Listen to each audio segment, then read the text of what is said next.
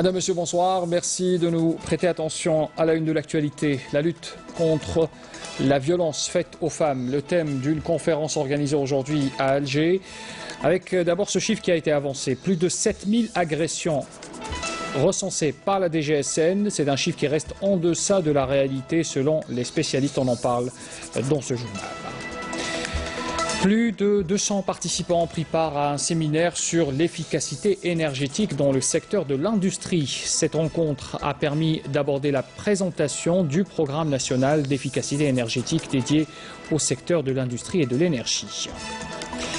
Le reportage long format de ce soir est consacré à une entreprise, l'AMPEC, l'entreprise nationale des produits de l'électrochimie. C'est une usine qui fabrique jusqu'à présent 150 000 batteries par an et compte alimenter à terme les usines de montage de véhicules.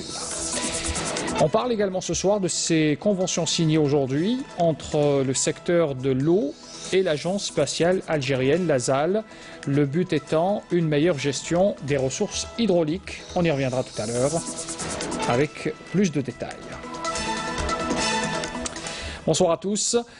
Bienvenue donc pour cette édition et on commence d'abord par le président de la République qui vient de désigner le président de l'Assemblée populaire nationale, Saïd Bouhadja, pour le représenter à la cérémonie d'investiture de Uhuru Kenyatta, président réélu du Kenya.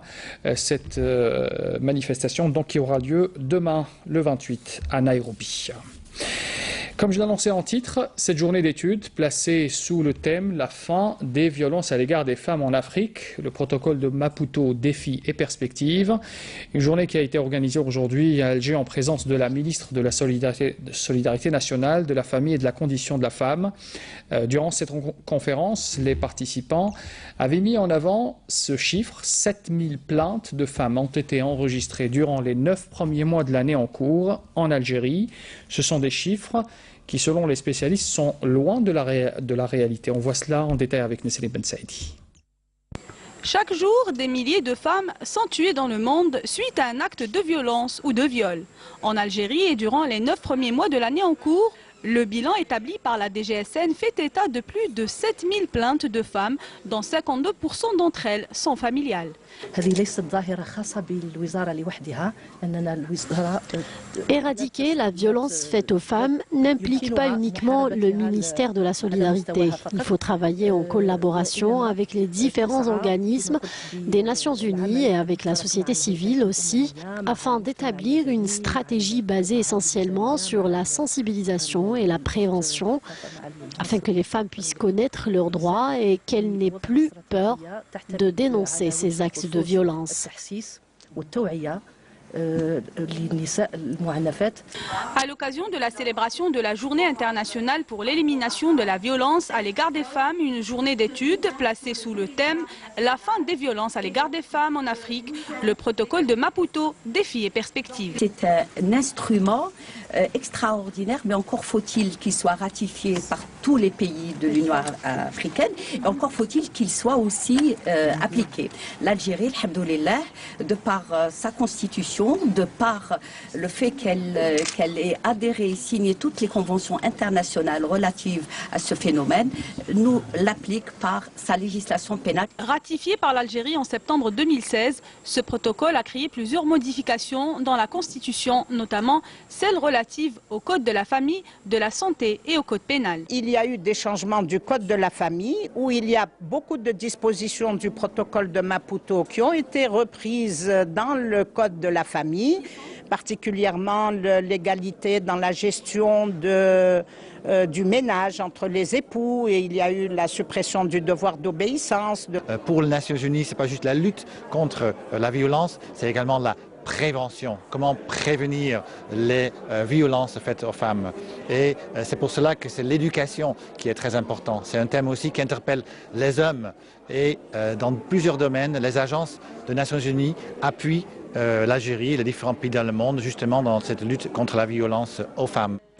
Coïncidant avec le 30e anniversaire de la création de la Commission africaine des droits de l'homme et des peuples, cette célébration offre au Conseil national des droits de l'homme l'opportunité de vulgariser le protocole. Dans l'actualité aussi, un mémorandum d'entente a été signé entre la DGSN et le Conseil national des droits de l'homme, ayant pour but de promouvoir et de renforcer les droits de l'homme en Algérie. L'entrevue, plutôt la cérémonie, s'est déroulée en présence des représentants d'organismes étatiques, des organisations représentant la société civile, ainsi que des universitaires spécialisés dans le domaine. Le général-major Abdelghani Hamel, directeur général de la Sûreté nationale, a affirmé dans son allocution qu'un guide a été créé dans le but de promouvoir les droits de l'homme en Algérie, soulignant le rôle de la police dans ce domaine. Plus de 200 participants ont pris part aujourd'hui à un séminaire sur l'efficacité énergétique dans le secteur de l'industrie. C'est une rencontre qui a permis d'abord d'aborder la présentation du programme national d'efficacité énergétique dédié au secteur de l'industrie. Le constat est néanmoins peu encourageant car la plupart des chefs d'entreprise industrielles publiques et privées montrent peu d'intérêt pour les programmes dédiés à l'efficacité énergétique. Les détails avec Amadé Siletiera. Minimiser la consommation en énergie, notamment dans le secteur industriel, devient aujourd'hui primordial. Ce qui se traduit par la volonté de l'État de développer l'efficacité énergétique qui permettra de gérer de manière efficiente l'utilisation de l'énergie et de garantir la préservation des capacités financières.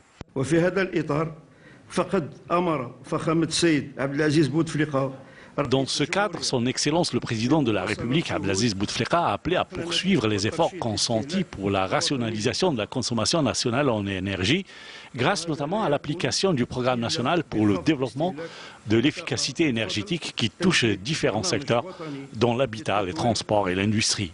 Concernant le secteur de l'habitat, des projets d'isolation thermique vont être appliqués, ce qui permettra de réduire la consommation en énergie à travers également l'adoption de nouvelles techniques de construction. Dans le domaine des transports, ce projet vise à généraliser l'utilisation du GPL et du GNC et de minimiser la part du diesel en équipant 50 000 véhicules par an, ce qui est bénéfique pour la santé du citoyen et l'environnement. Ce projet vise également à soutenir les industriels pour maîtriser la consommation en énergie.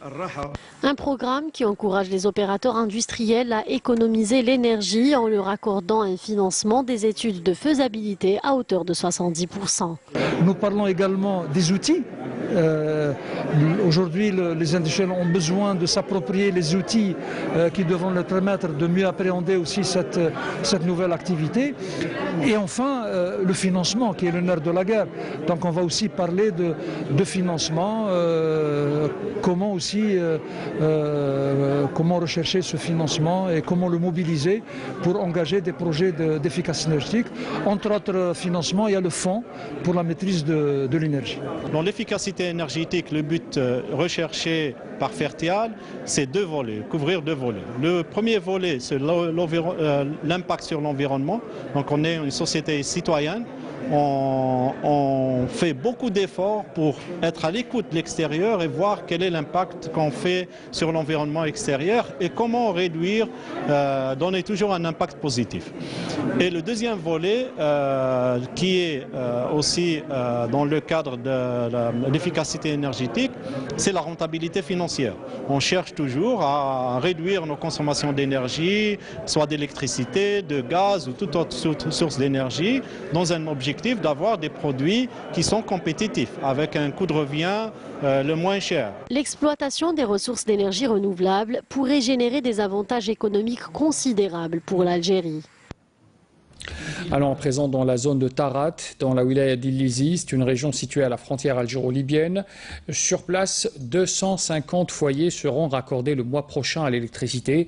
C'est un soulagement pour toutes ces familles et cela a été rendu possible grâce à la mise en marche d'une nouvelle centrale électrique dans cette région. Elle est d'une capacité de 1,5 MW.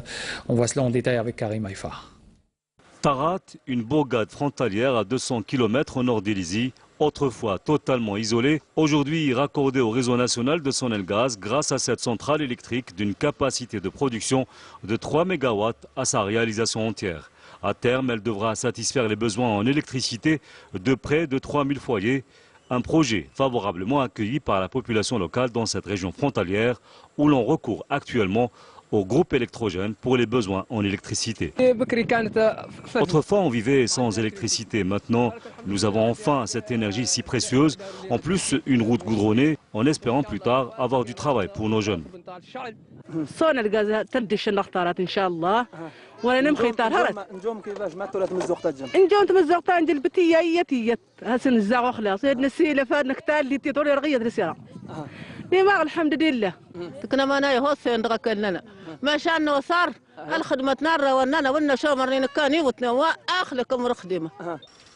Ce projet, qui a déjà permis l'embauche de 21 techniciens de la région, contribuera à terme à l'amélioration des conditions de vie des citoyens et à l'impulsion de la dynamique de développement dans cette wilaya du sud-est du pays. Ce n'est que la première phase du projet. Nous avons également une ligne très importante de 30 000 volts qui couvrira les besoins de toute la région en énergie électrique, non seulement pour les particuliers, mais aussi pour l'agriculture, ainsi que tout projet de développement local.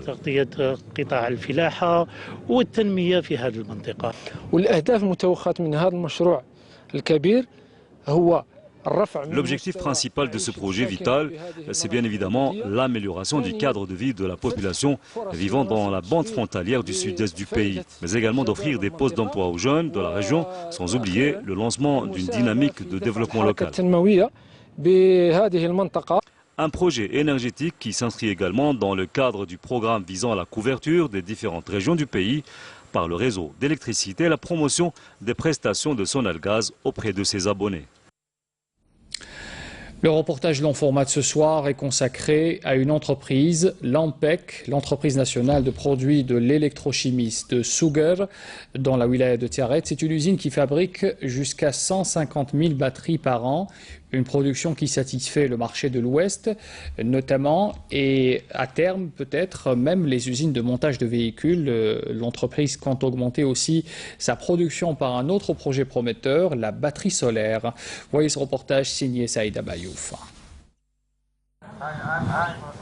Sur la route de Tousnina, côté ouest de Souguer, à une vingtaine de kilomètres du chef-lieu Tiaret, est implantée l'ANPEC, entreprise nationale des produits de l'électrochimie, sur une superficie de 10 hectares. Sa spécialité, la fabrication des accumulateurs, autrement dit les batteries, et ce depuis les années 70. La date de création en 1973 sous la dénomination de Sonelec, et après sa restructuration en 1983 est devenue ANPEC. Nous avons 3 unités implantées dans l'est du pays, c'est à Sétif, le centre à Alger, donc à Ouadsamar, à l'ouest au niveau de Souguer, pour une capacité de production de 520 000 batteries an. Outre son activité principale, des produits d'accompagnement sont fabriqués dans cette unité, fleuron de l'économie nationale, dont le créneau de récupération de batteries usagées demeure son fer de lance. Des produits d'accompagnement tels que l'acide, l'acide pour les batteries, l'eau distillée, et l'eau de refroidissement. Mais également, nous récupérons des batteries usagées pour une capacité de 7000 tonnes an. Donc c'est des batteries usagées qui sont recyclées, qui vont devenir du plan 1,7 qui représente à peu près presque 50% de la batterie. C'est le laboratoire de contrôle de qualité de la matière première, semi-finie et finie. On contrôle de la matière, on commence par la matière première, c'est le plomb et l'acide, et les bacs, les couvercles, tout qui rentre dans la production de la batterie. L'unité de Souguer, leader en matière de batterie avec une moyenne de production allant jusqu'à 150 000 batteries par an, envisage de s'investir dans la batterie solaire, une manière judicieuse de préserver l'environnement. Nous avons fait une tentative de batterie solaire que nous avons écoulée sur le marché, mais comme la spécification un peu de l'utilisation de TAHA, cette batterie doit être sans entretien, c'est-à-dire pour éviter à ce qu'il y ait des manipulations, pour la mettre à l'abri. Donc les capacités vont être de 500 000 à 1 million de batteries par an. Avec une augmentation sensible de la production et des usines d'assemblage de véhicules aux alentours, l'ANPEC compte satisfaire tous ses marchés et se tourner prochainement vers l'exportation. Voilà pour le volet industriel. On parle à présent de l'agriculture et on va dans la wilaya de Msila. C'est une wilaya qui tend à devenir un pôle agricole important en matière de production laitière. Les investisseurs y trouvent un terrain propice et aspirent d'ailleurs à l'autosuffisance en cette matière alimentaire. On voit cela sur le terrain avec Amel Saïda. Au total, la wilaya de Msila compte 4 fermes, dont 3 récemment entrées en fonction, des fermes spécialisées dans l'élevage bovin laitier. Il s'agit de l'investissement de l'entreprise Soumam qui aspire à rendre la wilaya autosuffisante en lait et ses dérivés. Tout ce que je demande, c'est des parcelles de terrain, soit en concession, soit en vente, dans les environs, pour que je puisse investir, car aujourd'hui, la laiterie Soumam a distribué 12 000 vaches laitières. À notre niveau, nous avons 550 vaches, mais les autres, nous les avons distribuées. Nous facilitons la tâche au flah, nous faisons la collecte du lait auprès de lui, nous lui enlevons 25% et au bout de 5 ans, il aura fini de payer la vache et elle sera à lui. La modernisation de la traite des vaches et la disponibilité du fourrage conduira à une expansion de cette activité qui permettra à terme de diminuer la facture d'importation à hauteur de 20%. Nous collectons chaque jour en moyenne 450 litres de lait et on prévoit une augmentation de 15% en 2018. Pour ce faire, nous nous engageons à transporter le fourrage de meilleure qualité et à moindre coût. Le bassin de Boussaada connaît un grand investissement dans l'élevage bovin laitier avec plus de 20 000 têtes. Nous sommes à hauteur de 2 millions de litres par mois et nous aspirons à 3 voire 4 millions de litres, pourquoi pas. La wilaya de Msila draine de plus en plus d'investisseurs pour une autosuffisance programmée à terme. On parle toujours de Msila, Msila qui est une wilaya arboricole par excellence. L'abricot est le produit qui est d'ailleurs cultivé dans cette région. Une production qui a suscité l'intérêt de plusieurs investisseurs. Ils sont venus nombreux exploiter la transformation industrielle de ce produit. Hasna Zouberi. C'est une des entreprises spécialisées dans l'industrie agroalimentaire. Cette unité de production basée à Msila transforme de nombreux fruits et légumes en conserve. Dans le cadre de la stratégie de l'État pour l'encouragement des investissements, nous avons bénéficié de ce lot de terrain de 6 hectares. Cette unité a été créée en 2014 et si elle se trouve dans cette localité, c'est en raison de sa proximité de l'agriculteur afin de pouvoir garder la même qualité. Nous transformons 3 produits dans le piment et l'abricot.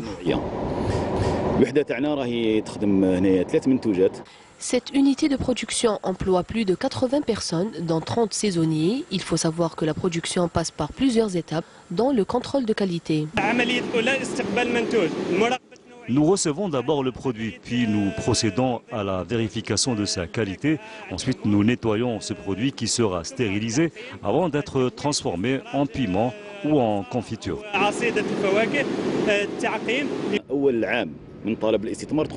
Nous avons commencé à produire dès notre première année. J'estime que nous répondons à toutes les normes en matière de qualité. L'industrie agroalimentaire, dont le premier but est de satisfaire la demande nationale, devra aussi participer au développement de l'économie nationale. Voilà, donc on parle également des conventions qui ont été signées donc aujourd'hui entre le secteur de l'eau et l'agence spatiale algérienne. On en parlait tout à l'heure en titre. C'est des conventions qui ont été signées dans le but d'une meilleure gestion des ressources hydrauliques. Il s'agit d'une convention en cadre signée entre le ministère des Ressources en eau et l'ASAL, l'agence spatiale algérienne, ainsi que de 3 conventions particulières entre l'ASAL et des agences nationales. On voit cela en détail avec Abdelmajid Bankassi. La mise en place de bases de données du cadastre hydraulique, des périmètres irrigués et de la délimitation du domaine public hydraulique sont les principaux axes de la coopération objet de la Convention, en plus de la mise en place d'un système de prévention et de gestion des inondations et d'une cartographie des zones inondables, ainsi que la mise en œuvre des plans de prévention des risques d'inondation. Ces instruments vont permettre de donner une nouvelle dynamique, un nouveau souffle à la coopération existante déjà avec la ZAL. Comme vous le savez, le secteur des ressources en eau est un secteur stratégique et le recours aux techniques spatiales est une excellente chose pour nous et ce sont les moyens modernes, disons, de gestion, qui vont nous permettre donc de mieux appréhender, de mieux gérer donc, la problématique liée à leurs ressources ou bien aux phénomènes naturels. La convention cadre signée entre l'Agence spatiale algérienne et le ministère des Ressources en eau, ainsi que les 3 conventions particulières avec l'ANRH, la GIR et l'ANBT, ont pour objectif de mettre à contribution l'imagerie satellitaire et les systèmes d'information géographique au service des projets stratégiques du ministère des Ressources en eau. Cette coopération s'inscrit dans le cadre de la mise en œuvre du programme national spatial, lequel avait été adopté par le gouvernement en 2006 et qui s'étale sur une quinzaine d'années. Et c'est donc dans ce sens que l'on a recours aujourd'hui aux technologies spatiales dans le secteur des ressources en eau. Nous avons donc recourir à l'image satellitaire pour faire des cartes pour les zones potentiellement qui sont potentiellement menacées par les inondations. D'une part, nous avons aussi donc un axe concernant les études hydrogéologiques qui vont être croisées avec les études, le recours à l'image satellitaire, notamment les images optiques et radars, qui vont permettre donc pour la mise en évidence des ressources souterraines. L'ASAL apporte sa dimension compétence dans le traitement des images satellitaires et dans l'intégration de ces données dans des systèmes d'information géographique. Et enfin, tous ces projets sont accompagnés de formation, puisque les ingénieurs relevant des entités du ministère des Ressources en eau bénéficieront de formation pour être autonomes dans le traitement de ces images et dans l'exploitation de ces systèmes d'information géographique. Le recours aux technologies spatiales est également d'un grand apport dans le domaine de la recherche de la ressource en eau souterraine par l'élaboration d'études devant permettre au secteur de définir par région les potentialités des nappes et des modalités de leur exploitation rationnelle, ainsi que leur protection et préservation aux futures générations. Les participants aux travaux de la 3e conférence internationale sur l'émergence des systèmes d'innovation pour le développement industriel durable en Afrique. Ces travaux ont été ouverts ce lundi à Oran. Les participants avaient insisté sur la nécessité de renforcer la recherche scientifique sur l'innovation pour donner une impulsion au développement industriel en Afrique, particulièrement en Algérie. Ils sont 90 participants venus de 24 pays africains, européens, du Mexique, des États-Unis également, et d'Inde qui prennent part à cette rencontre de 2 jours organisée, il faut rappeler, à l'université Oran 2, Mohamed Ben Ahmed.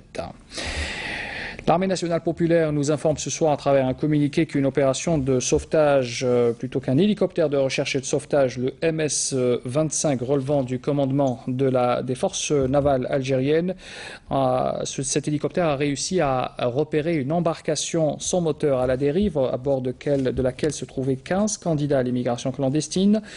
C'était précisément à 7 miles au nord-est de Cap Rosa à El-Qala. S'en est suivi bien sûr une opération de sauvetage qui a permis d'abord à une unité flottante relevant du groupement territorial des gardes-côtes d'Al-Qala de porter secours à 14 individus qui étaient à bord donc de cette embarcation. La 15e personne qui se trouvait toujours à bord avait été évacuée par hélicoptère vers la plateforme de Annaba. Il est à signaler que ces 15 candidats à l'immigration clandestine se trouvaient en mer depuis le 22 novembre.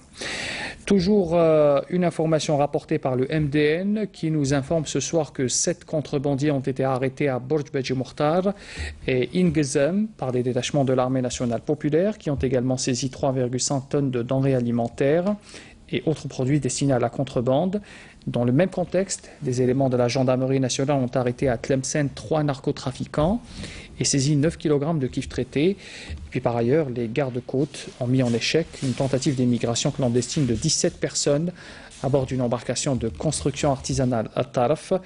Et 56 immigrants clandestins de différentes nationalités ont été appréhendés à Bachar, Adrar, Gardaya et enfin Tlemcen.